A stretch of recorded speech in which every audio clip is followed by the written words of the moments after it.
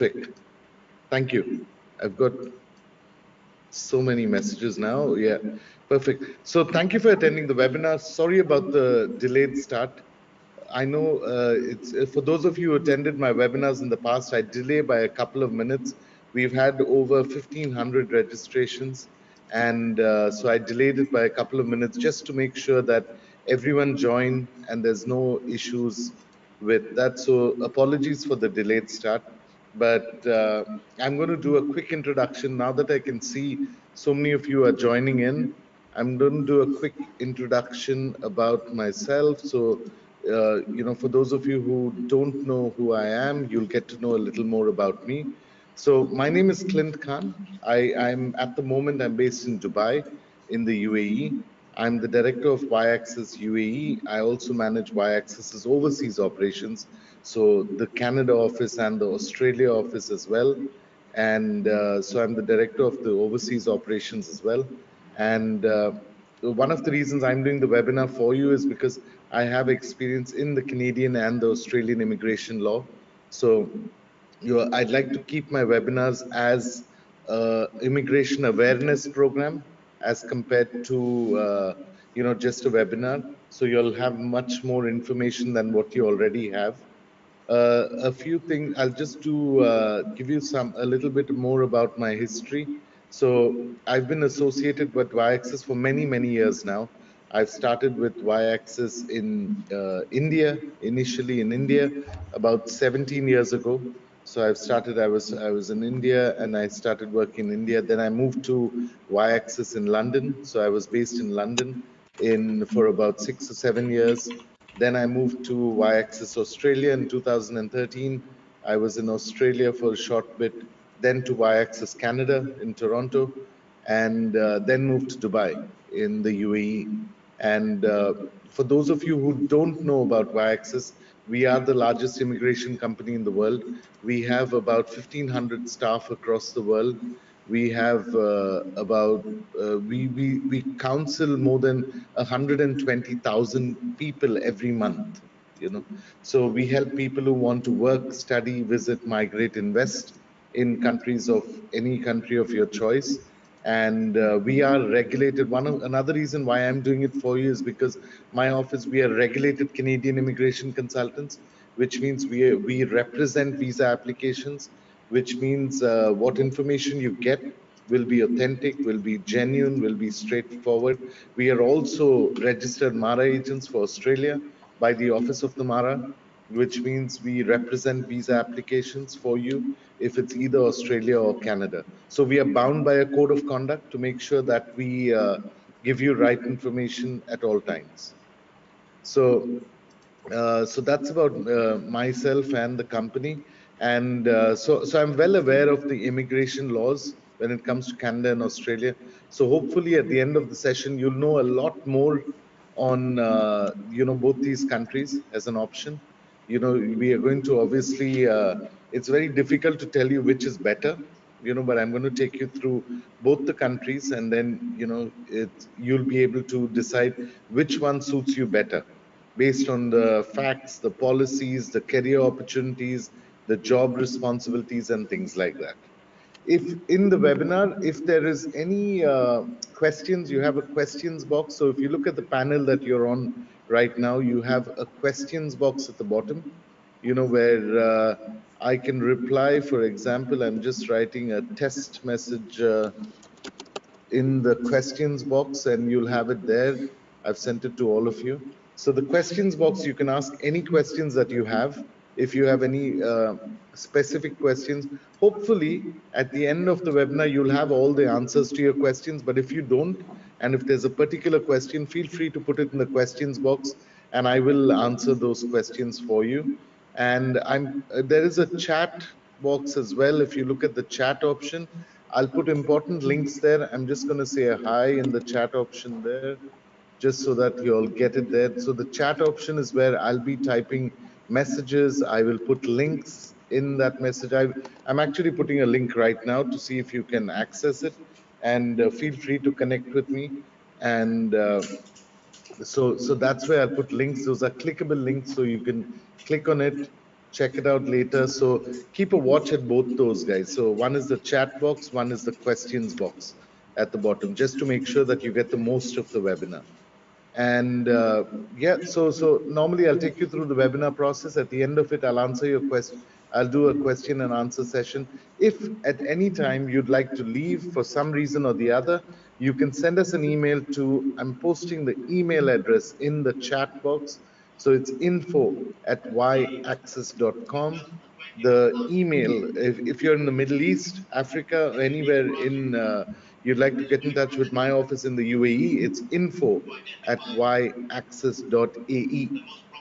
I've posted it in the chat box, so keep that chat box open at all times so that you at least have that information. So yeah, so I think most of you have already joined in. So let's head into the webinar. My name is Clint Khan. For those of you who don't know me, so I'll be doing the webinar for you now. So why, one of the reasons why most people ask me about whenever I talk about immigration is why Canada and Australia, right? There are so many other countries in the world. Why these two countries? These two countries are the only countries that offer you a permanent residency, which is a PR, right? There are different ways that people can move to another country. You can move as a visitor, you can move as a student, you can move on a work permit, which is a temporary resident. Where a work permit is where, for those of you who are in the Middle East, in Dubai or anywhere else, Middle East, Singapore, Malaysia, Philippines, all these countries, you'll know very well what a work permit is. Or in the US, for example, on a H-1B, you're on a work permit. So it's a temporary work permit, where you can, you're temporary and then you have to convert it to a permanent residency. Whereas countries like Australia and Canada are one of the only two countries that offer you a permanent residency. What do I mean by permanent residency? Is that it's a family visa, which means you, husband, wife, children, everyone go together. You get medical and healthcare benefits. You get children's education is free. You get work opportunities, which means you can work with any employer you want. For example, in the country that you're in right now, if you're an Indian citizen, or if you're an Egyptian citizen, if you're a Lebanese citizen, how do you have work rights in your country, right? You're allowed to work with any employer you want. Same goes with the permanent resident. So if you become a permanent resident in Canada or Australia, you can work with any employer you want. You're the boss. As compared to on a work permit, you're sponsored by a company. So the permanent residency gives you a lot more freedom. It gives you government benefits, medical, healthcare, and things like that. It gives you the right to even sit at home. If you don't want to work, sit at home, do whatever you want, right? So it gives you. So these are the only one of these two countries that offer you a permanent residency. So it's obviously one of the top 5 countries. It's always ranked in the top 5 because of quality of life, healthcare, education, work opportunities, safety, pathways to citizenship. All these residency programs lead to citizenship, which means you can eventually become a Canadian citizen or an Australian citizen. So great opportunities when it comes to these countries, right, as a permanent resident. Sorry, I've just been looking at some messages. So if for some reason, guys, you can't hear me, then maybe you'll have to rejoin. I can see some messages that some can't hear me, but you may have to rejoin because I think most of it is fine and everyone can hear me. But yeah, so that's why we focus normally on Australia and Canada. It's a great New Zealand in some cases, but New Zealand you can eventually get a resident permit, a temporary resident permit, which leads to a PR. But normally with Australia and Canada, the permanent residency for skilled migration leads to a permanent residency directly. You can get a PR directly. Another reason why Australia or Canada, because look at the immigration targets, right? If you look at Canada, their target in 2025 is 395,000 people. They need 395,000 people, which is in India, it's 3,95,000 people. That's how many people they need. With Australia, it's 190,000 people. So huge requirement when it comes to the requirement in those countries. So every year mostly they fall short, but then it opens up again. So there's a huge requirement when it comes to the permanent residency target. And guys, remember, I'm talking about a permanent resident target. It's not about temporary visas, temporary residence. It's not about that. So it's permanent resident target. And how do you, it leads to citizenship. So in Canada, normally a permanent residency is granted for 5 years. And in Canada, if you stay for at least 3 years, you can become a Canadian citizen. So out of 5, you have to stay for 1,095 days to become a citizen. With Australia, out of 5, you have to stay for at least 4 years to become a citizen. So both these countries lead to citizenship. Why again some people choose citizenship? I think some people choose Canada is because obviously the proximity to the US. A Canadian citizen can work in the US. Some people choose Australia as a permanent resident because a permanent residency in Australia allows you to even work in New Zealand. So you have both options when it comes to these countries. Again, each of these countries have their own thing. While most of them, both these countries offer you similar benefits, but with Australia, you get free healthcare, free education for children, which means there's no charge, absolutely no charge for healthcare and education. One of the biggest advantages why most people, like, for example, now from the US, right? There are a lot of skilled professionals. My team handles the US as well, and there are a lot of skilled professionals who are moving to either Canada and Australia. Because why? When you're on a, for example, you're on a work permit. If you're on a work permit in the US or your work permit in the UAE or Middle East, your spouse is not allowed to work. So your partner is not allowed to work. Whereas on a permanent residency, both husband and wife can work full time without any restrictions. There's absolutely no restrictions. You're obviously on a permanent residency, you're paid much more higher. When you go on a work permit, you're paid lower because they are sponsoring your visa. Whereas on a permanent residency, you're paid much more higher.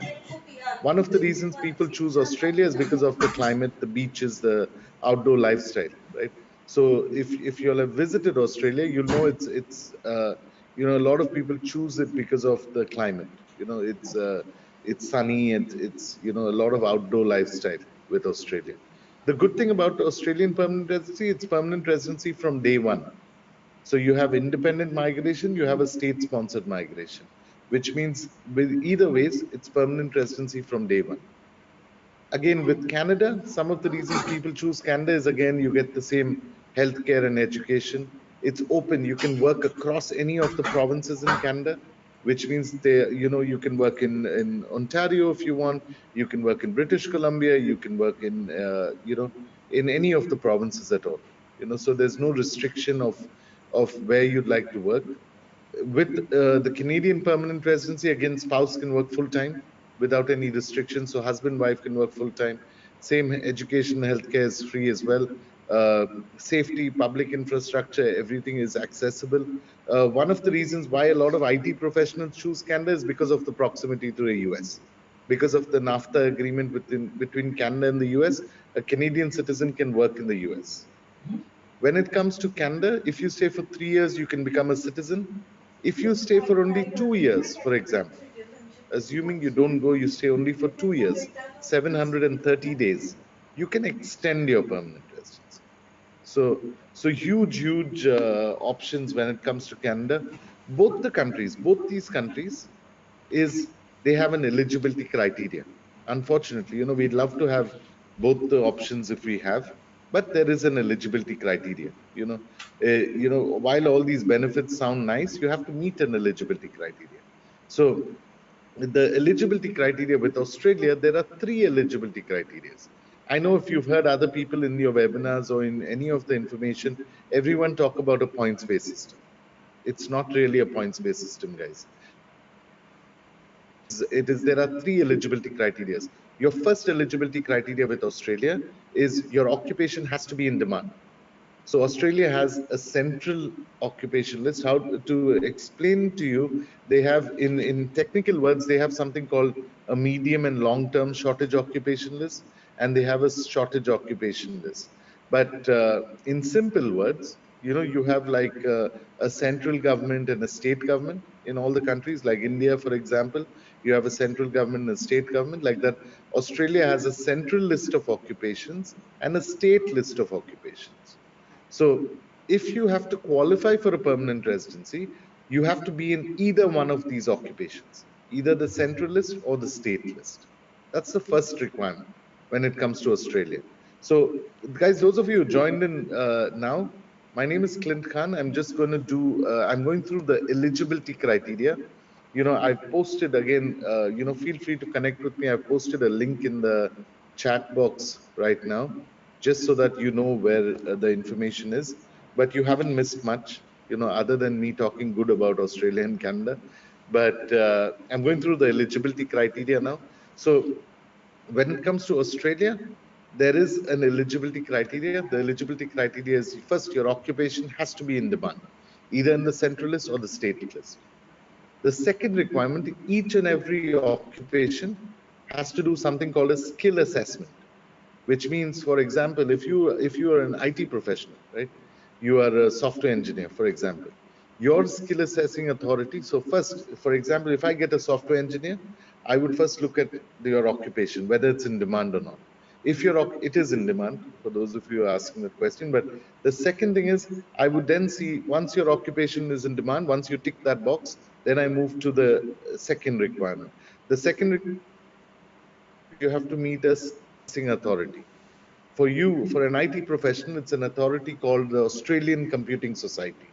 So we meet that requirement. So they have their own eligibility criteria. They look at your education, they look at your roles and responsibilities, and they'll tell you if you're eligible to work in Australia as an IT professional. For example, you are a marketing professional. So first I would look at your occupation if it's in demand. The second requirement, I will look at your skill assessing authority. For a marketing professional, it's a body called VETSS. For example, if you're a teacher, I would first look if your occupation is in demand. The second requirement is I would go to your skill assessing authority. For a teacher, it's called AITSL, the Australian Institute of Teaching and School Leadership. If you're an accountant, then it's a different assessing body. If you're a manager, for example, you're a top CEO or something else, I'll go to the Australian Institute of Managers. If you're an engineer, civil engineer, mechanical engineer, anything, I will go to the Engineering Australia. That's another department. They will look at your education and experience, and they'll tell you if you qualify to work in that profession or not. So the first requirement for Australia is your occupation has to be in demand. The second requirement for Australia is you have to check a skill assessing authority requirement.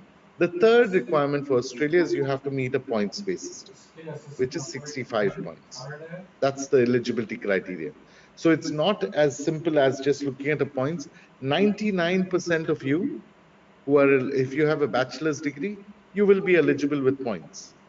Most of you may get rejected only because of the first two criteria. The occupation may not be available, and then the next, the next thing is the skill assessing authority. So that's when it comes to Australia, right?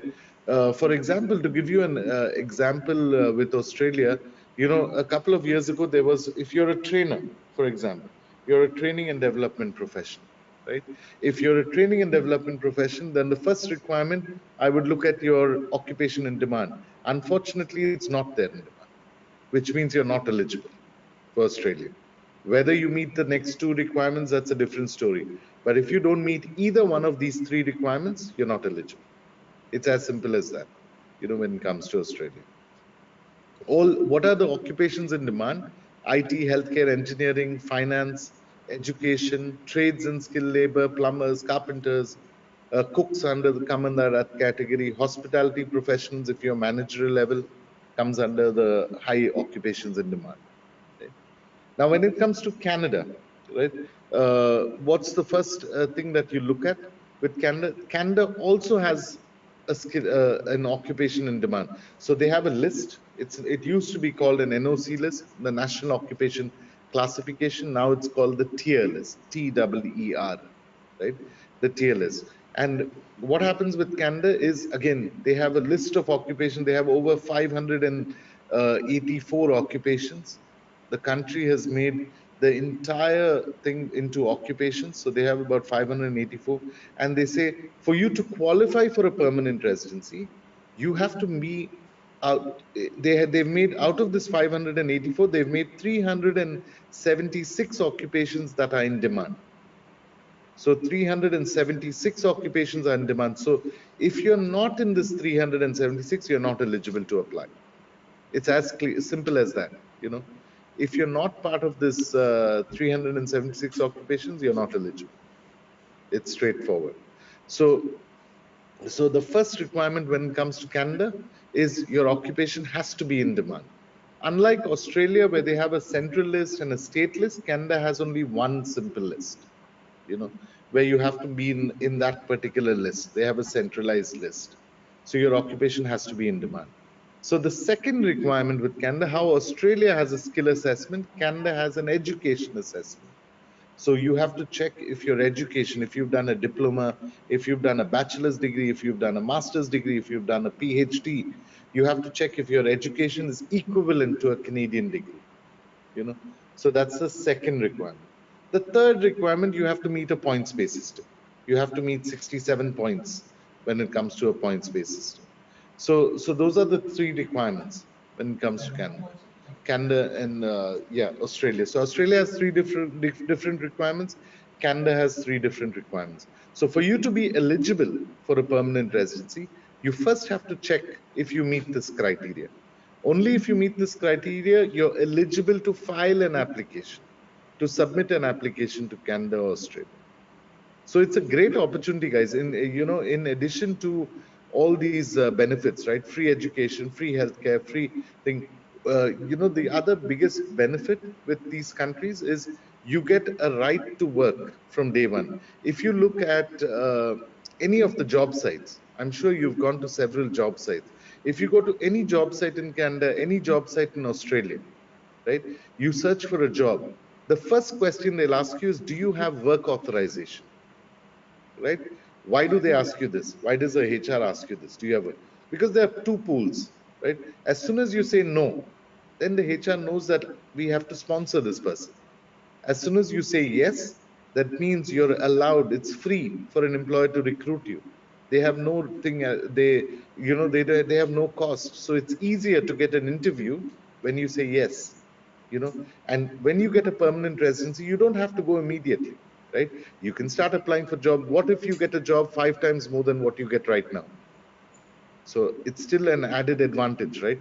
With your permanent residency, they pay you much higher, which means you're at negotiation, you're at the negotiating table, so it's a great option when it comes to job opportunities. If I look at the official job sites, I'm not talking about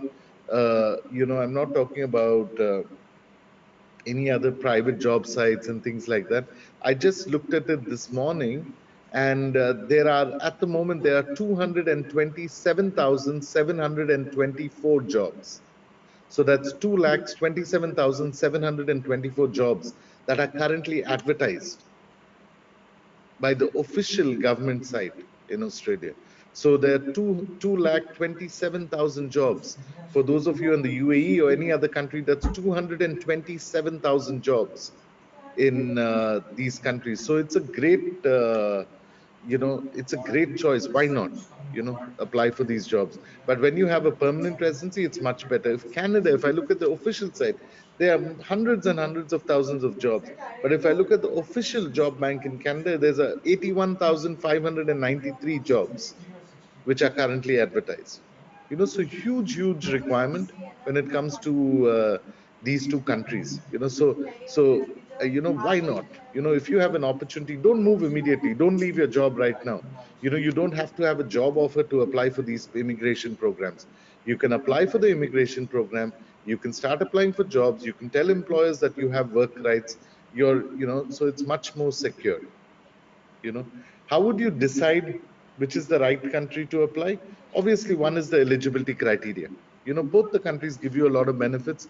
One is the eligibility criteria. You can check if you're eligible for both the countries, and then, based on that, then you decide. And there are hundreds and hundreds of people I know, on LinkedIn and things like that, who have got visa success. When you look at, connect with them, you'll see them on their reviews and things like that. And you'll notice most of them, if you do connect with them, they've applied for both the countries. You can apply for both permanent residencies at the same time, provided you're eligible.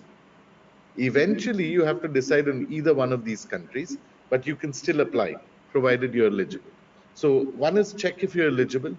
The second thing, how would you decide with which country you should apply for, is again family situation. If you want to take your family along, you want to look at, or if you have the freedom, you want to explore Canada, you want to explore the US, you're okay to keep traveling. If you're single, you're okay to apply, go to Australia, you're okay to travel to New Zealand if you want, and things like that. So it depends again on your family situation. Another important factor, I think, uh, why people apply for these countries is because of the climate preference, right? You look at the climate preference. Australia is more warmer, Mediterranean like weather, very warm and things like that. Canada has different seasons, 4 different seasons. One of it is the snowy winters, so that we can't escape if you look at Canada. So out of the 4 seasons, they have one season which is the winter, which is the snow, which is cold and things like that. So if that's not really a worry for you, then that's great. But if it's, the temperature is a one of the deciding factors, and you don't like the cold, then obviously Australia is a better option, right? So again, long-term goals, I think that's one of the reasons why people look at, either one of these countries, because ideal, Australia is more faster when you get, if you meet the criteria, you apply. Better climate. Canada is great because you eventually want to access the US, or if you prefer French speaking, I don't know how many of you are from French, or if you're from Lebanon, you all obviously you'll speak uh, French well. So, French is an option as well. One of the biggest mistakes that most people do is or some of you must be in that list as well, that, you apply when you delay yourself, right? You just wait till you're ready, right? You're eligible, but you don't apply. So my suggestion I normally tell everyone is apply when you're eligible, not when you're ready. You may be ready 2-3 years later, right? The immigration is not going to wait for you. Remember, I was in India when, just to give you one story, about this particular program. Those of you are still there. I think most of you are still there, and some of you just joined now. So I can see hundreds of you are still listening. So I'm making some sense. But I'll give you a good example of what happened with things.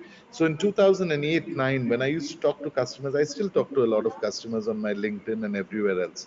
And so when we used to talk to customers at that time, the UK used to have a program called the HSMP program, the Highly Skilled Migration Program, HSMP. Then it was shifted to HSW and things like that. At that time, someone who was getting a salary in India, if you were getting a salary of 20,000 rupees in India, right, you were eligible to go to the UK. You get a 3 years open work visa. You could go to the UK and work full time, no restrictions at all, with any employer you want.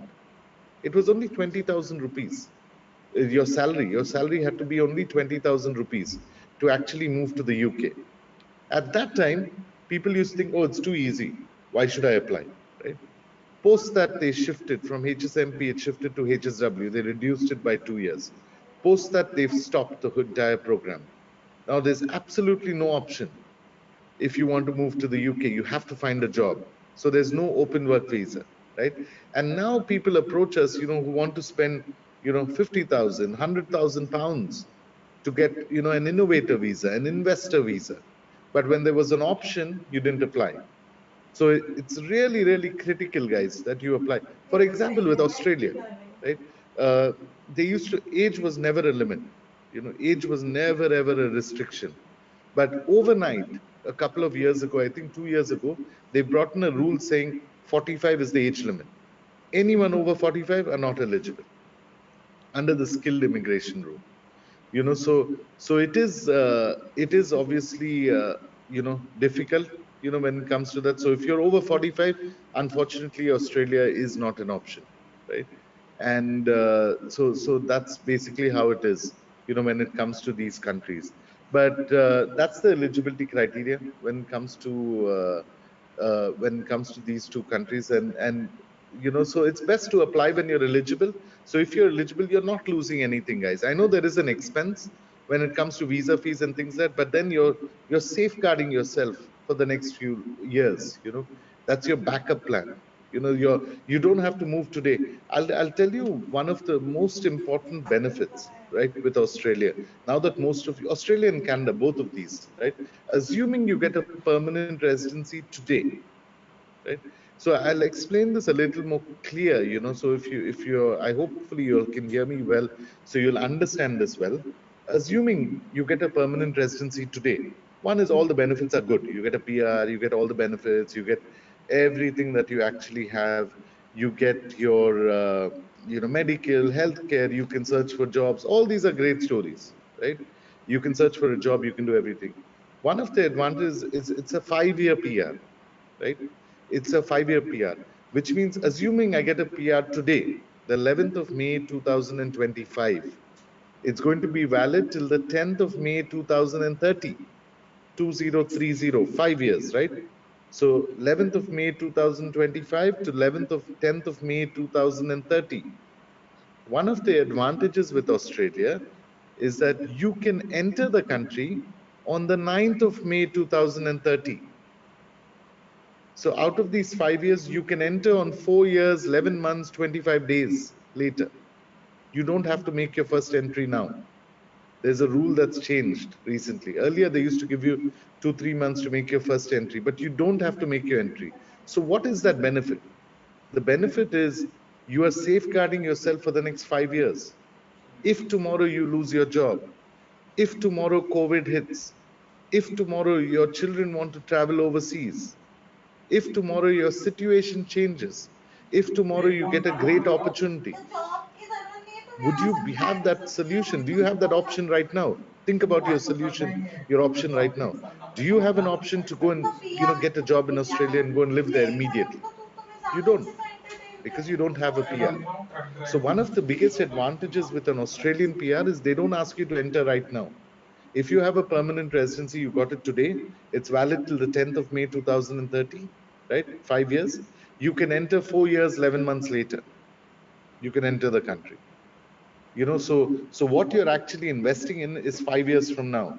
You're predicting the future. You have a solution in the future. You know that you're safeguarded in the future if there's anything that goes wrong, right? We all look at that, right? Security, safety, and things like that. You save money for what? Just to be safe in the future. You should actually invest in a PR, because if you do get a permanent, again, there's eligibility criteria, many different things. But if you do get a PR, you're safeguarding yourself for the next 5 years. Same goes with Canada, right? A little different, but same goes with Canada. Assuming you get your permanent residency today, you make your first entry, you get 2-3 months to make your first entry into the country. You go to Canada tomorrow. For example, I go tomorrow to Canada, 12th of May, right? I enter, I get my PR card. Now it's valid till the 11th of May 2030. Out of 5 years, Canada says you have to stay for a minimum of 2 years out of 5, 730 days out of 5. What does that mean? You don't have to lose your job. You don't have to leave your job. You can go to Canada, get your PR card, come back and do what you're doing. At least you have a backup for the next 3 years. Right? You can re-enter whenever you want. Some situation changes, your personal situation changes, you can apply. For the next 3 years in Canada, you can keep applying for jobs, telling employers that you have a valid visa. So it's a great opportunity when it comes to these two countries. It's one of the biggest benefits. If you think about it, guys, that do you have a solution for you where you have a backup, a visa at hand for the next 3 years or 5 years? You don't. If you get a permanent residency, you make your first entries, come back, you at least have that backup in place. You don't have to actually travel immediately. You don't have to leave your job. You don't have to leave anything. You can continue to keep your job. You can continue to be with your family. Your children can continue to go to the same schools, but at least you have a backup in place. Worst case scenario, 5 years later, you don't go. You've lost it, the PR. but at least you have that thing for the next 5 years. You're safeguarding yourself for the next 5 years. How many of us, if you had a bad situation during COVID, did you have another country that you can go to, right? You couldn't. I know of people who've traveled, approached us to apply for visas just to go and get a vaccine, right? Because they didn't have a visa in time. They didn't have a stamp in their passport. They didn't have solutions. I know right now there are hundreds and hundreds of people who come to our office. We deal with over the UAE office. I deal with over 12,000 professionals every month.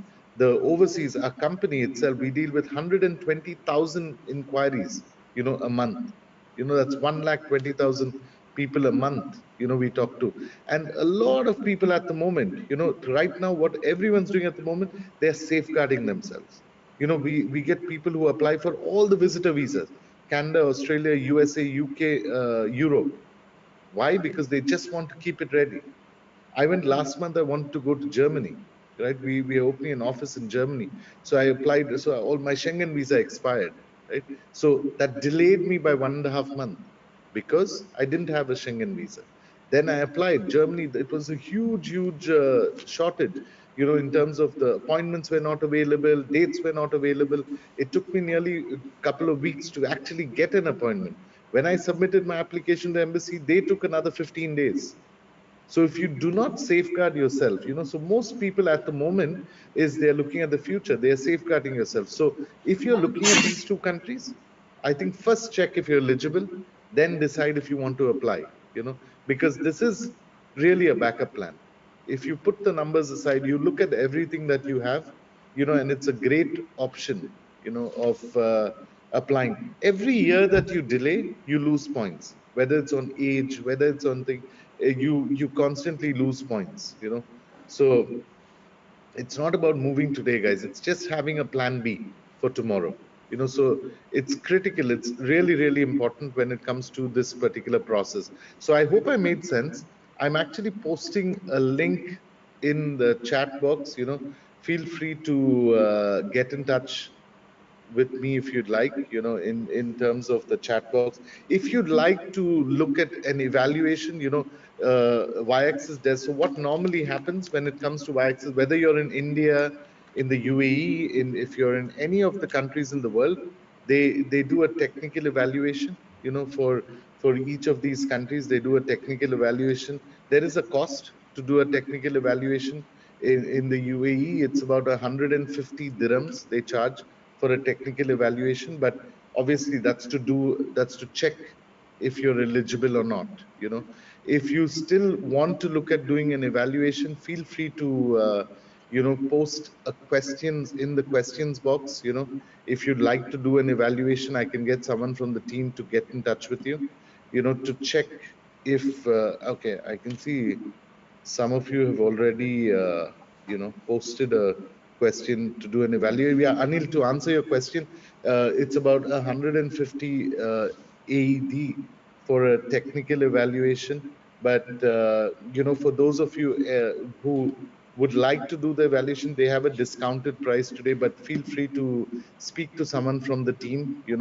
Get in touch with someone from the team, and they will do it at a discounted price. I'm posting an email address if you'd like to send us an email to that particular email address. I've posted to info@yaccess.ae. I've posted it in the chat box, in the chat box, and I'm posting it in the questions box as well. Send us an email. I'll get a team to call you back, even if it's a one-line email with your phone number. I'll get a team to call you back, and they'll take you through an evaluation process, and they'll do an evaluation. They'll just check if you're eligible or not, because I think, guys, that's the first important criteria. People can tell you, everyone will tell you good things about the countries. Everyone will tell you important things, but I think the first things first is to check if you're eligible, right? Worst case scenario, you're not eligible, then don't even apply, right? There's no option for you to apply. There's no one can do magic. Not me, not an immigration minister, not anyone. No one can actually do any magic when it comes to making sure you're eligible. It's just straightforward. It's black and white. Either you're eligible or you're not eligible. Either you meet the cutoff or you don't meet the cutoff. Getting a PR later is a different story. You can decide once you already have an evaluation, right? So I can see many of you sent a message about you wanting to do an evaluation, guys, but just send an email. If you can just drop even a one-liner to info@yaccess.ae, with your phone number. This is the email address. I just replied to you. And, I'll get someone from the team to get in touch with you today itself to do an evaluation. But it'll take about 24 hours because they'll need documents from yourself. They'll need your education documents. They'll need your updated CV. They'll have to look at everything. So it is obviously a process that you go through. But normally, my suggestion would be to safeguard your future, guys. I think that's basically what most professionals are doing. Most people who talk to me about it, I think that's what they do. Another important point that I'll go. I can see many questions. I can see which are already listed. I'm going to go through your questions. How do you choose a reliable immigration consultant? Right. One of the questions I get to know about this. For those of you who are if you're in the Middle East, I'd love to. I should have actually done a poll to see where you are. Sai, no problem. I'll get in touch with you. Some of you have already sent emails, but I'll get in touch with you shortly. I'll get someone from the team to get in touch with you. But for those of you in the Middle East, right, I don't know how it is in India as well. There are many people who give immigration advice. But normally, immigration, a lot of people, there's a lot of scams that happen with immigration. Right? I just did an article the other day. I'd love to share it with you guys.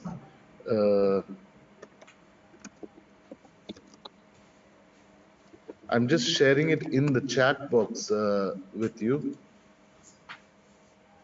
And, feel free to just click on this link, read it whenever you're free time, right? So there are a lot of scam immigration consultants, especially in the UAE. I don't know about other countries with thing, but click on the chat link. I've sent you a chat link in the box, in the chat box, click on that link and read it well.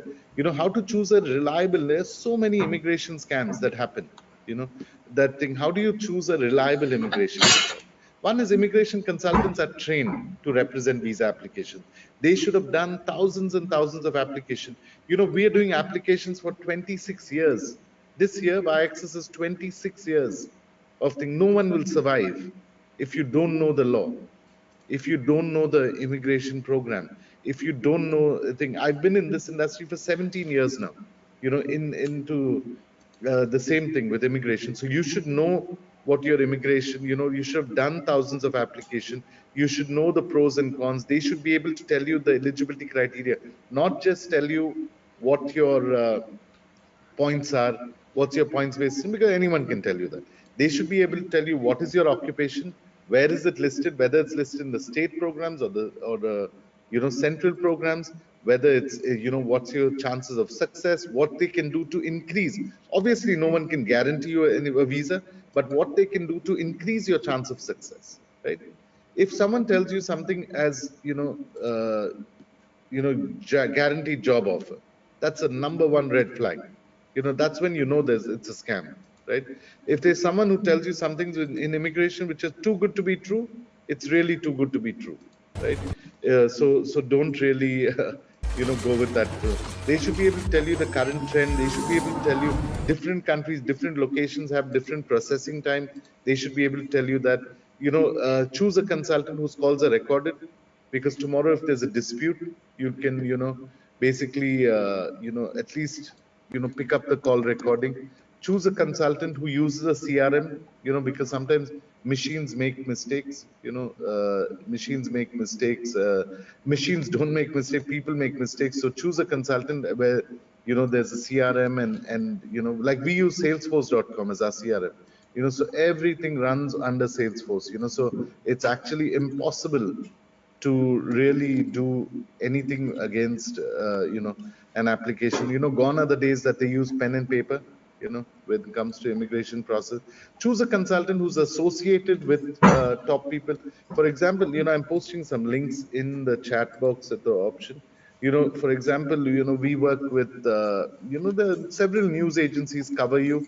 I've posted links. Feel free to click on it, read it. For example, we are the only private limited company in the world who is associated with the US Embassy for Education USA. You know, I'm posting a link which you can read through. Where the embassy comes. We are the only private limited company. All others are NGOs, and the embassy comes to our office to actually do the US Embassy for education in USA. It's called Ed USA. For example, I shared another link. Click on these links, guys. You can read it later. Choose Salesforce.com. For example, why would Salesforce.com put something on their website, about why Access helps thousands realize a migration dream, right? And it is on the official site of Sales. It's not on our site. I can write whatever I want, but it's on the official site of Salesforce. So choose a consultant who's experienced. Inexperienced consultants are often cheaper than experienced ones. So be really, really careful of who you choose. The immigration process is complex. You need many, many years of experience to understand the process. Uh, they should be able to tell you what your chances of success, if they foresee any delays, what is the law, what are the numbers. Lastly, like I said in the start, avoid an immigration company that tells you job guarantee. These are fraud, these are scams that happen under the name of immigration consultant. These are tricks to bring more customers, make more money, and things like that. Right? They can tell you, yeah, they'll market their resume, send it across to thing, but obviously job guarantee is a big scam. So be very, very careful, guys. I'm going to your question and answers now. So those of you who, who are looking at this seriously, if you're really serious at looking at it, then my only suggestion would be to first do an evaluation, see what your options are. You'll get a report in 2 or 3 days. If you're eligible, then decide if you want to proceed, right? Worst case scenario, you're not eligible, then, obviously, you safeguard yourself, right? And so feel free to connect with me. I've posted a few links there. I'm going through, if you do want to do an evaluation, for those of you who want to do an evaluation, send us an email to info@y-access.ae. I will get someone from the team to send you a link to do the evaluation. And I've posted that email address here in the chat box. So you send an email with your email address and your phone number, or even your CV, and the team can do a technical evaluation for you, right? Peter, you just drop an email. I can see you'll want to do an evaluation. Chandra, Peter, send us an email. They have a discounted price, I think, only for today, but the team will get in touch with you and they'll do an evaluation for you. So I'm going to your question and answers. I can see hundreds of questions, so I'm going to take time to do it. If you're getting late, you have to drop off. I know you don't want to spend your lunch with me. In India, it's, I think, 1:30 in the afternoon. In the UAE, it's still early, 12 o'clock, but it's still a Sunday. And, so feel free to sit and listen. Maybe the questions will be relevant for you. But if you do have to get dropped off, feel free to drop off. But send us an email to the email address I mentioned. I'll get a team to get in touch with you, do an evaluation. Because every time you delay, guys, every day that you delay, you're losing out. You're risking your chances of applying. Remember this, it's like a tiebreaker rule. The faster you apply, you're considered faster. The more you delay, you're delaying every day, right? It's like you want to win the lottery, but you're not buying a lottery ticket, right? It's like that. So my normal suggestion would be to do an evaluation. Chris says, Canada PR, you can easily work in the US. What about Australia PR? With an Australia permanent residency, Chris, very few people know this, but with the Australia permanent residency, you can work in New Zealand as well, with the Australia PR. So there is an option, that you can actually work in New Zealand as well. But again, I've been to both the countries and think, Australia has much more opportunity when it comes to as compared to New Zealand.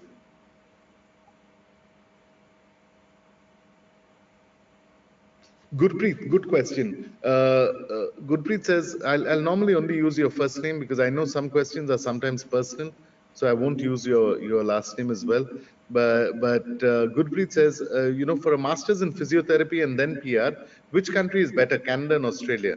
So Gurpreet, very, very good question. See, your occupation is a regulated occupation, right? You're a physiotherapist and it's a regulated occupation. So you can't just go and work, right? So normally, if you're a physiotherapist, or if you're a medical profession, if you're a doctor or anyone else, I would normally suggest Canada instead of Australia, because with Australia, you first have to go to Australia temporarily, apply for your license, get your license, and then only apply for a PR. Whereas with Canada, you can apply for a PR, you can go there, you can work in a closely related occupation while you're doing your license process. Shahrukh says, can you do an MS in Australia with a 7-year gap?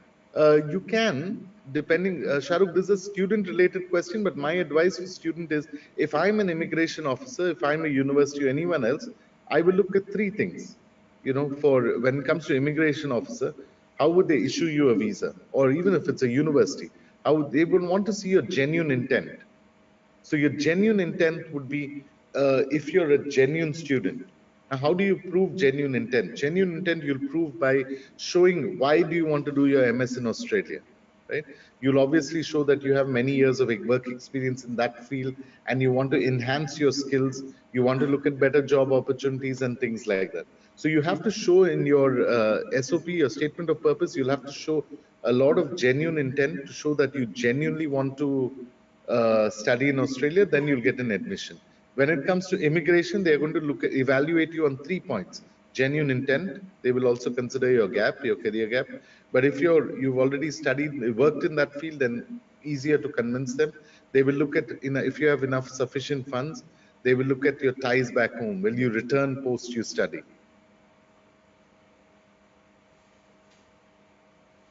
Iklak says, I want to go to Australia or Canada. Which is better for me to go on a student visa? I think I know this question was asked before the webinar, but which is better? First, check if you're eligible, right?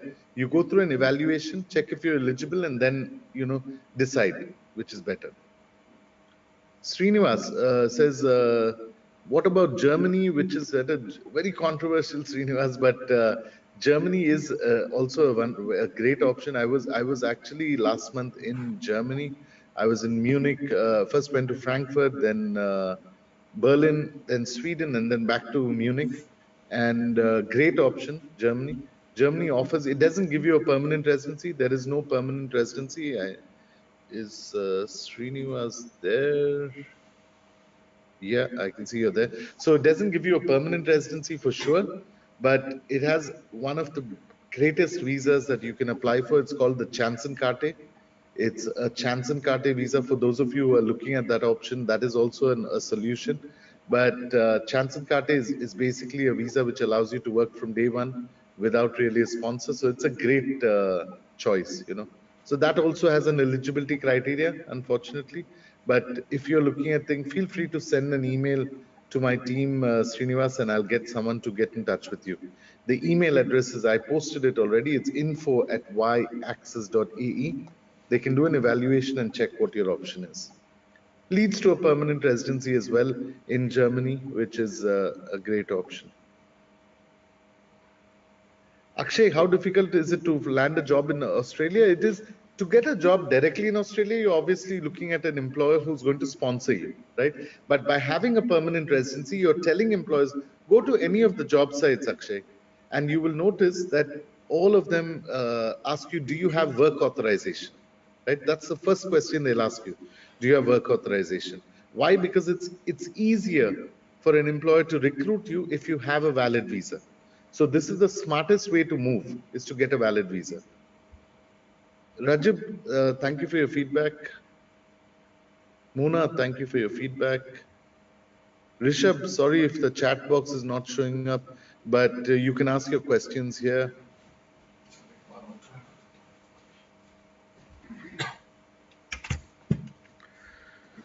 Fasiuddin, your IT machinist, you've done your ITI, 2 years, you have 22 years of building experience, for ages 49. What is the possible of opportunity? Again, we'll have to look at whether you meet the criteria or not, Fashi. So it's really important that we look at meeting the criteria. With Australia, unfortunately, you won't meet the criteria because you passed the cutoff. But with Canada, maybe we need to look at your options.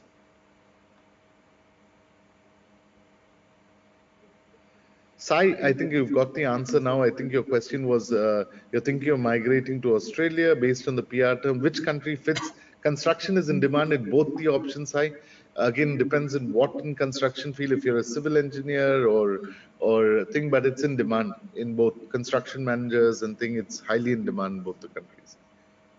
Nilesh, okay, I'll answer your question. Normally, it's Germany. I'll normally move on to something else, but it's a German question.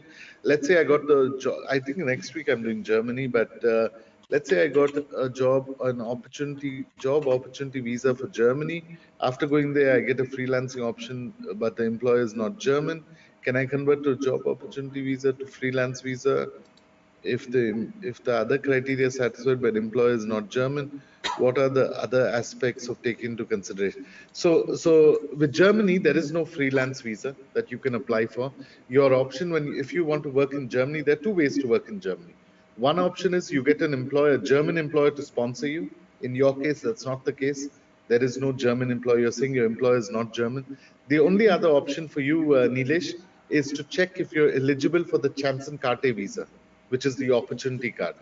If you're eligible with the opportunity card, you have to have a bachelor's degree. There's no English, no German required. If you have it, then added advantage for you if you're specifically looking at Germany. But technically, that's not required. Very, very easy option, cheap option. Apply for it. It's a 1-year visa. Go to Germany.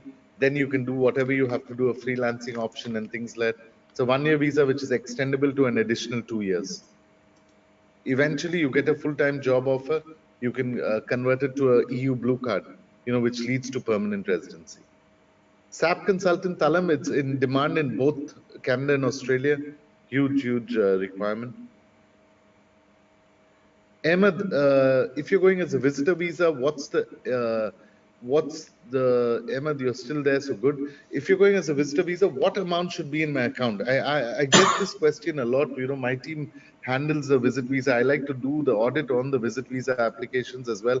But this question, I think most people ask this question. I'll give you a very answer how an immigration officer would look at it. On a visitor visa, how much of funds is needed, right? For example, you are in the UAE at the moment. You're applying for a visitor visa to Canada. How much funds is needed? The embassy does not tell you. Unlike Schengen visa, Europe visas, they tell you how much you need. 100 euros or some euros per day, right? With Canada and Australia, they don't tell you how much you need. But the logic is, if you're going on a visitor visa to Australia or to Canada, you're flying for 14 hours. If you're in the Middle East, for example, how much is the flight ticket? Maybe 5,000 if you're going economy, 5 or 6,000 dirhams. Okay. How much would be a 1-week hotel stay? Maybe 2,000 dirhams, 7,000. How much would be your sightseeing and food and anything? Maybe 3,000 dirhams, 10,000 dirhams. So if you're going to spend 10,000 dirhams on a holiday, how much should you have? If you have 15,000, would you spend 10,000? You wouldn't, right? So the embassy is not going to look at it like you'll at least have 5 times that amount. If I'm going to spend on a holiday 10,000 dirhams, I'll at least have 50,000, 50, 60,000. So that's a safer bet. If you come to me tomorrow and say, I have only 15,000, I want to apply, I'll try and convince the embassy, the officer. However, it's very difficult, right? So normally you have to use logic when it comes to how much is required, because there's no particular amount. It's about how you create your case, right? It's about how you show everything. Manan, is finance investment analyst in demand in Australia and Canada? It is in demand. Financial, there's some occupations that are in demand, Manan. I suggest do an evaluation. It's easier. Canada, 100% sure, it is in demand. When it comes to Australia, there is financial investment advisor, I think, is there in demand, but we'll have to look at your option. Srideep, hotelier, again, hotel options are there in both the countries, highly in demand. If you're in, in trades like a cook or a chef, great option. Both the countries very, very highly in demand. If you're as a supervisor, then only Canada may work, supervisory roles. If you're manager roles, both the countries may work. I think there is a hotel and motel manager in Australia. There is an option. Mona, I live as a refuge, want to migrate to Canada and Australia. You don't have any person. to help me and my family. How do I start? Mona, if you want to move as a refugee, you first have to register yourself in UNHRC, the United Nations Human Rights thing. So I'll send you some details. Just Google it and see how you can register yourself first. And I'm also sending an email address at the end, info@yaccess.ae. Send an email to someone from my team. They'll personally bring it up to me, and I'll look into it. But with refugee, you'll have to, obviously, if you're seeking asylum or applying as a refugee, you have to register yourself first as a refugee in the UNHRC.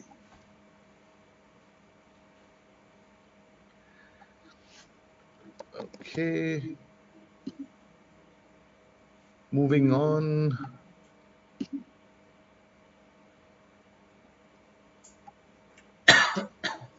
I'm just going to quickly check your options.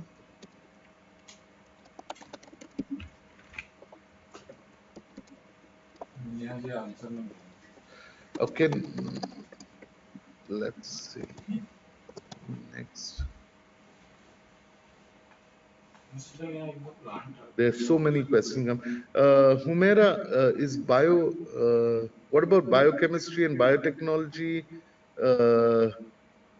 Is biochemistry and technology eligible in Australia? Yes, both are skilled occupations in Australia.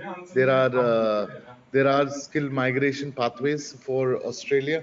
So when it comes to biochemist, Humaira, the occupation is in demand. There's an ANSCO code for this occupation. So they have an occupation code.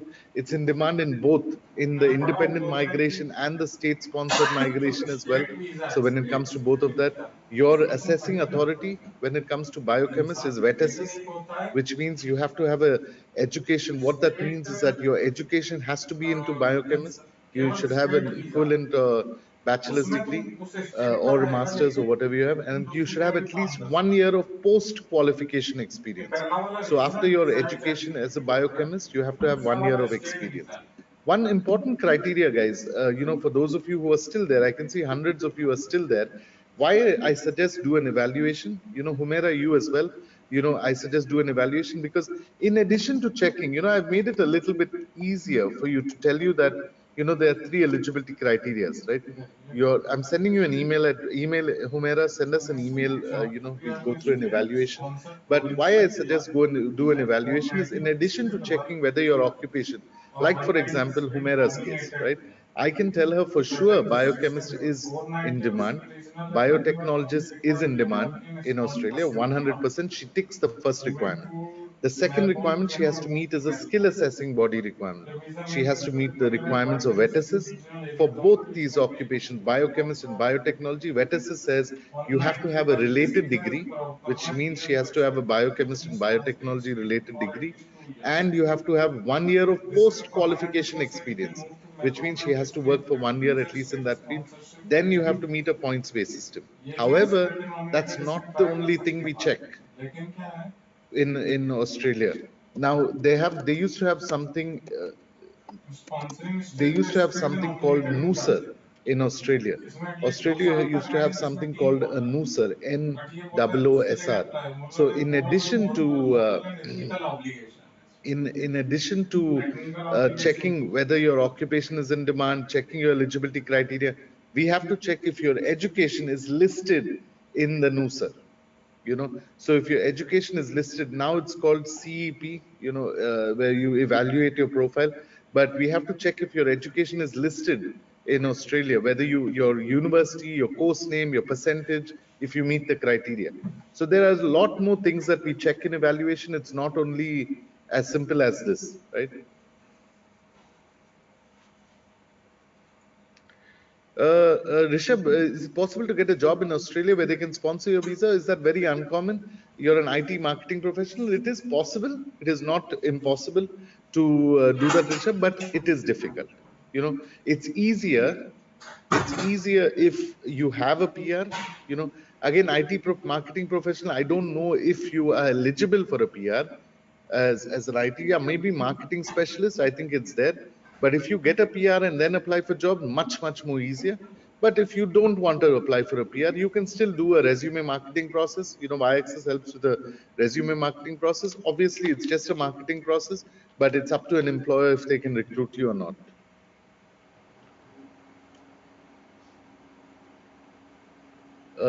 Shivram Prasad says, thank you, Shivram Prasad. Just want to understand the IELTS and Duolingo exam required. IELTS is required. Duolingo is not eligible to apply for migration, so IELTS is required. Or PT. Linnet, you'll miss the 3 requirements. Linnet, the eligibility criteria, the 3 requirements, I'll go back to that, no problem. I don't know the other hundreds, maybe, getting back to it. But the 3 eligibility criteria is when it comes to Australia, your occupation has to be in demand. You have to meet a skill assessing body requirements, and you have to meet a points-based system.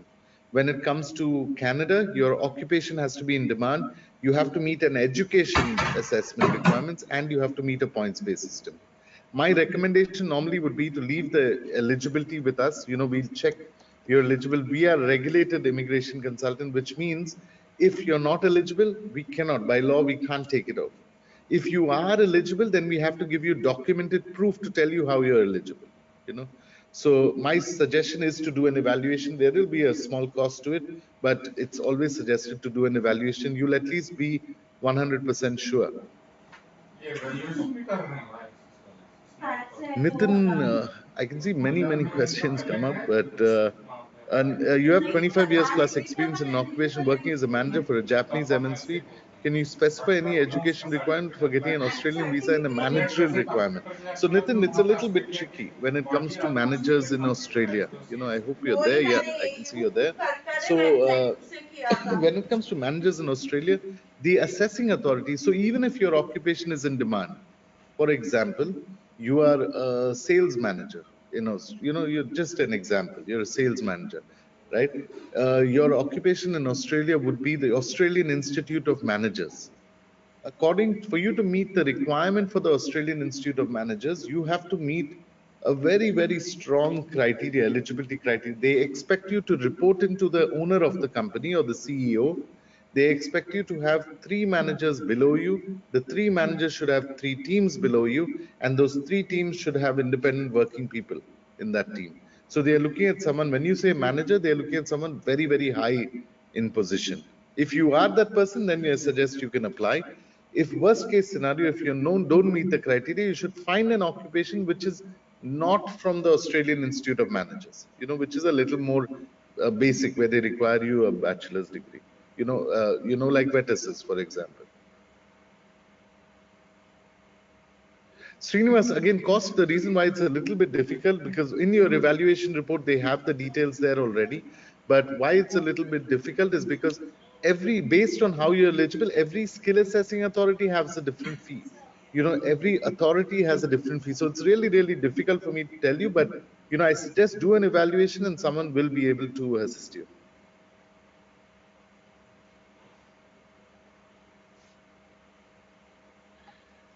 Talam, yeah, there is an age criteria. Obviously, with Canada, there's no age criteria. You have to meet the requirement. With Australia,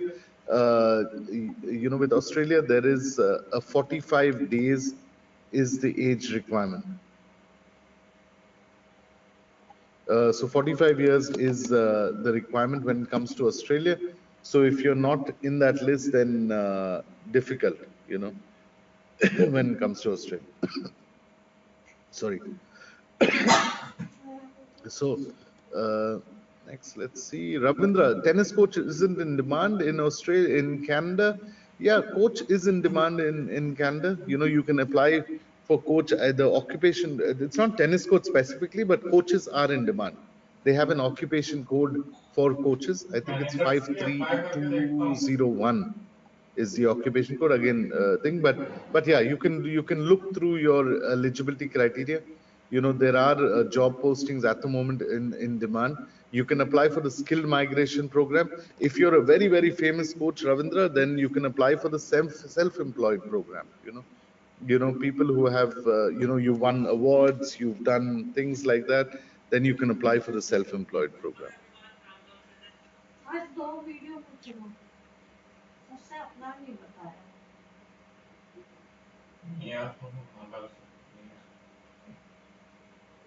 So Rajan, you've got offered an employment in Canada through the LMIA route. You've done your biometrics 1.5 times. How long will it take to get a work permit? You should get it anytime now. It shouldn't take too long, Rajan. So I'm guessing you have your approved LMIA and you've submitted to a local embassy. They cannot delay it for more than 2.5 months. If they do delay, raise a web form, push for it, and they should be able to give you. But you'll still, my suggestion would be still to apply for a PR, because eventually, when you want to convert it to a PR, you're 47, you have a master's degree, you want to know and if you have an LMI, you may get additional points to cover your PR. I suggest apply now itself for your PR, because 1 year later, you still have to go through the same process, whether you like it or not. So if you get at the moment on a work permit, you'll get it. To answer your question, you'll get it soon, maybe in a couple of days or a month. But on a work permit, they pay you much lesser. So my suggestion is to, while you're waiting for your work permit, apply for your PR, because you'll need it. Can I take my parents with me, Avinash? No, because parents don't come under, it's a family migration, which means husband, wife, and children. Parents don't come under, but there are other programs that you can take your parents with.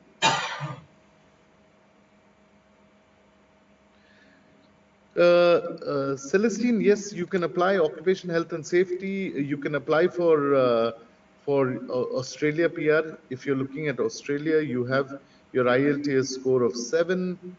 I don't know if that's in 7 in each band, but there is occupation health and safety advisor is in demand in Australia. It's listed in the medium and long-term shortage skills list. So send us an email. I'm sending you an email again. Send us an email with your resume and your scores. We can do an evaluation. My normal suggestion is to do an evaluation first, and then it'll be easier. Do I have to travel to Canada for a PR card, Chris? Yes. Anil, send us an email. We have a discounted price for the evaluation. So you just send an email to info@yaxis.e just for today. It's only for today. And the team will get back to you for an evaluation, and they'll get back to you today itself. Very good question, Rishabh. Let's see if you're still there.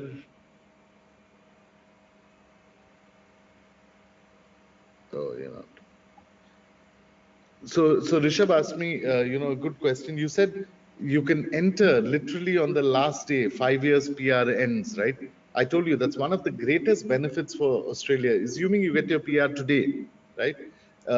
Which is Australia, that's one of the greatest benefits. You get your PR today, it's valid for till the 10th of May 2030, right?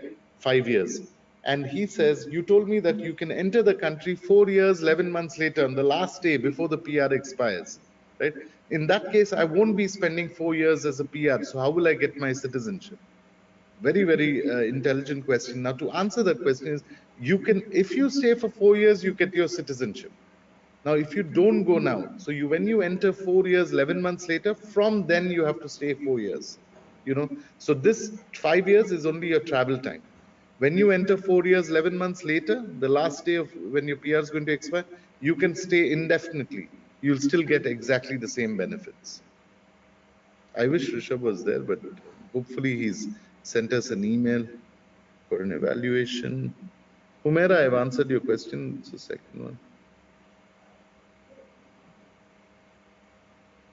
If you've applied for Canada PR, maybe share us the documents. We can, apply. It depends on which stage you are.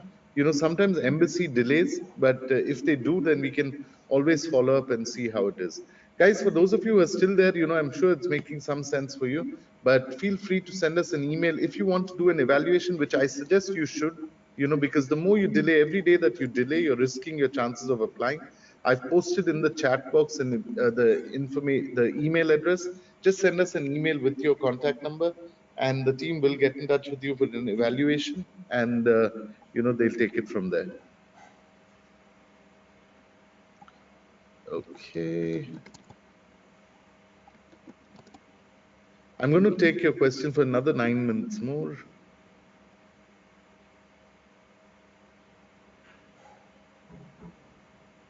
Tarun, you're an advocate in India, corporate sector. Which country is suitable for you? Again, Tarun, you'll have to look at the occupations in demand. Which first is where you're eligible. I know in Canada you are eligible. With Australia, we'll have to look at the occupation, whether it's in demand as well. But the problem with Australia, it's a regulated occupation. So you'll have to identify an occupation which is not related, which is not regulated. So it's really, really important.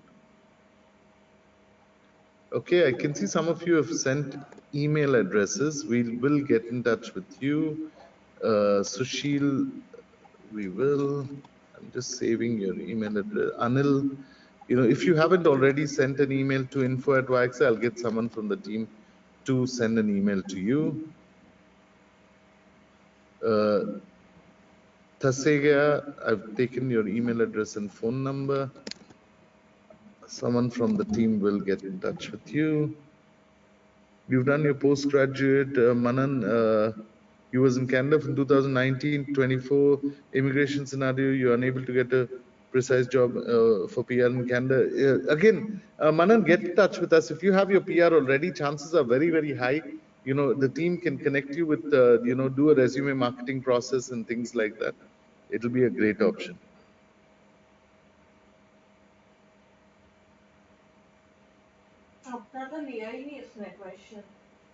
While send an email to our team, I'm sending you an email address in the questions box. They will check where you're based and they'll go for an evaluation process with you. My normal suggestion would be that it's if it's easy, at least you have that thing rather than jumping into the whole process. My normal suggestion would be first to do an evaluation. So if you're speaking to anyone from the team, just tell them that you first want to do an evaluation.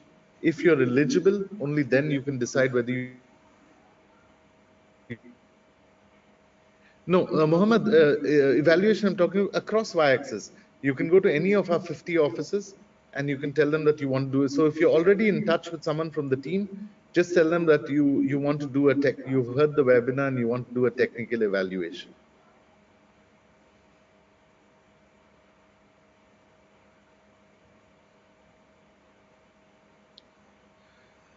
Ashutosh says, if I have a provincial PR in Hobart, can I shift 6 months to Melbourne to find a job? Again, Hobart, there's no real document. If you've got a skilled migration from one of the states, there's no real technical document which tells you that you can't shift, right?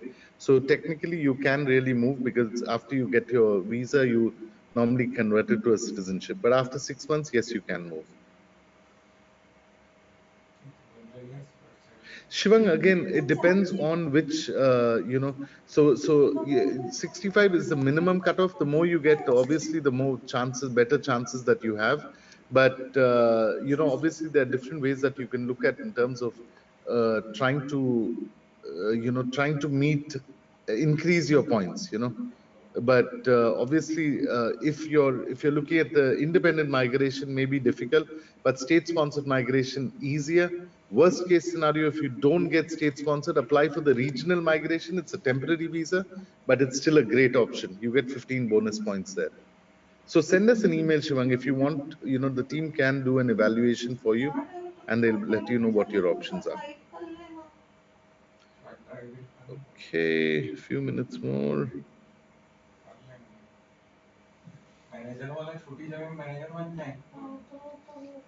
I'm a qualified teacher from Nigeria, Peter, and your email address thing, Peter. You will be eligible for Canada PR, no doubt, with your occupation as a teacher. It is in demand. Even Australia, it's in demand for both.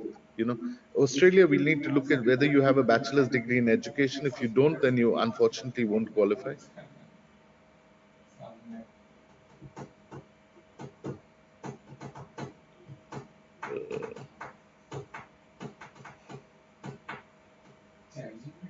Ahmed, difficult to tell you out of 100% how. Ahmed, are you there? Yeah, I can see you there. From 100%, what's the percent application will be accepted? There is no 100%. It's black and white, Ahmed, whether you're eligible or not. if your occupation is in demand, if you meet the skill assessing requirements, or you meet the education requirements, and then if you meet the points based system, you're eligible to apply or not. It's as simple as that. How long will the embassy take? When you get your application, it's up to the embassy, right? But you have to see if you're eligible or not. If you're eligible and you didn't file your application, you don't know how long it will take. So it can take, when you're in the pool for either one of these states, it can take you 2 days to get an invite, it can take you 2 years to get an invite. So you have to obviously check what your how much of chances you are, when based on your occupation, based on your points, based on your skill assessing requirement, you first have to see if you're eligible, right? So it doesn't work like that with immigration. If you want me to tell you 100% guarantee, unfortunately I can't. It doesn't work like that. Yes, Hina, there is a charge for an evaluation. Obviously it is a thing. I can give you free advice, but it's not going to be accurate, specific to your skills. Sai, my team will get back to you. Humera, Sai, no problem. I can see you want to do the evaluation. Okay. Fashiuddin, send us an email. The team will get in touch with you to do a one-to-one if you'd like to do a one-to-one. Same goes with Siddharth. I think you joined a little bit late. Send us an email. Someone will get in touch with you.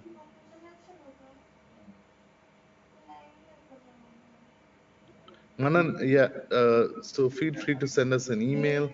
Sushil, I'll pass it on to someone from my team. You're in India for an evaluation. Guys, I'll just take one or two questions. I can see there are hundreds of questions more asked, so I'm going to try and see which one I can see. So Peter, you need an evaluation. Feel free to send us an email. Petronila, how do I use a conditional letter for teaching board of a province in Canada? You wouldn't really benefit from a conditional letter for a teaching board. When you're applying for a PR, it's not going to add any value to you, when it comes to this. But yes, you can apply for a PR provided you're eligible. But a letter from any province or a conditional letter is not going to add any value. Even कल को बैंगलोर से जाना पड़े तब भी तो shift करना ही पड़ेगा। Well, normally for an evaluation, we need your education documents and your resume. Once they get it, they send you a list of roles and responsibilities. It normally takes 24 to 48 hours. That's normally how long it takes for an evaluation. Which country is good for aviation? Again, maybe Canada may be a good option, but depends on which, it depends on your CV, how you're eligible, Manan. So, send us an email with your CV. We'll have a look. Anil, yeah, feel free to send us an email.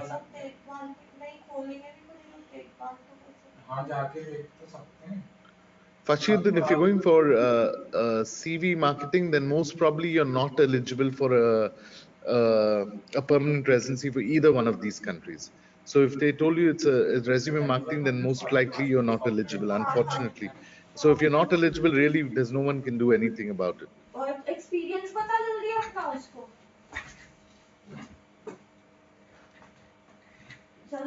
Sandeep, I think you've joined in very late. If you ask me which one is easier, Canada or Australia, unfortunately, you will have to, maybe do an evaluation. You'll understand, because I went through the last 1.5 hours, we were in that thing for, whether which one is better, right?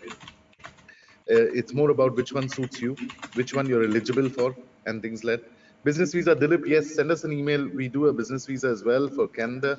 We do business tourist as well. I've sent you an email address.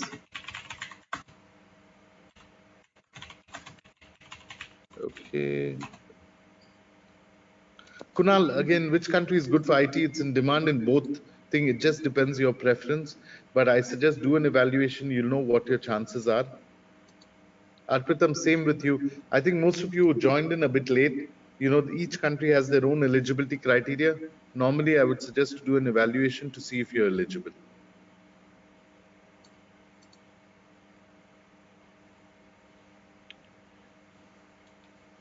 Okay, guys. So I'm going to be ending the webinar shortly.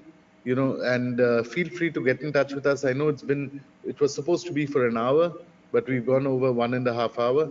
But my suggestion is normally to do an evaluation. You'll know exactly how your options are. Sushil, if your son is in Dubai, just get in touch with one of our offices. Let him walk into one of our offices. All our offices are open today.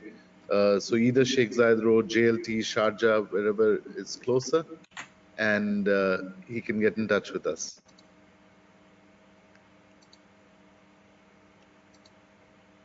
Yeah, Robin, you can send us an email with your CV and your education documents. Mahesh, good question, very relevant for people here. You're there, I can see. Uh, Is education work experience mandatory for Australia, Pierre? You did your BTech in mechanical engineering. So mechanical engineering is in demand. Your assessing authorities, Engineers Australia, they do not need any work experience, but you need to show them 3 projects you've done in your studies. And the third requirement is a points-based system where you may score a little lesser points, but you'll still be eligible. Susan, can Nepalese candidate apply from Indian? Yeah, you can apply from anywhere around the world, Susan. We help over 22 nationalities when we do this. Emika, I think you've joined very late. Feel free to send us an email with your resume details, and the बोल रहे team will manager take के you लिए through an अलग evaluation association process. होती है, जीनियर्स के लिए अलग है मैनेजर। नहीं पहले एक ने पूछा था सेल्स मैनेजर का। So you got information on Germany gives permanent residency. Like I said, so manager association होता है बताइए। Ligastina, yeah, I hope you're there. देखता हूँ मैनेजर्स एसोसिएशन के लिए So अप्लाई करते Germany रहते offers you a हैं। temporary visa, which leads to a permanent manager मतलब residency. साला सीधे ज्वाइन करेंगे So रॉबर्ट कौन सा बता। it's not really a permanent residency directly. So okay, I can see you're there. So Ligastina, sorry if I do pronounce it wrong, but so Canada and Australia offer you a permanent residency. Germany offers you a visa called Chancenkarte, which is called an opportunity card. It's a 1-year visa, which is an open work तो visa. लगा You can इसे go there. दबाना पड़ेगा ये You थोड़ा can अच्छे work से दबाएंगे part-time initially till you get a manager full-time job manager offer. Grade की अंदर If you वाला get a जीनियर full-time grade job offer, provide you करना can पड़ेगा convert it to 2 options, नहीं one a आईटी work वाईटी permit or an software EU grade में blue चला card. के फालतू में A work फाइलिंग में permit, हो you can get a जाओ PR within 4 years. With an EU blue card, you can get a PR within 3 years. It can be हो सकता है fast watt tracked to what में 21 government months में if सब you get manager grade if की you have starting में German IT language. Add So it leads to a permanent residency, but you don't get a permanent residency from day one. So I hope that's clear, Ligasti.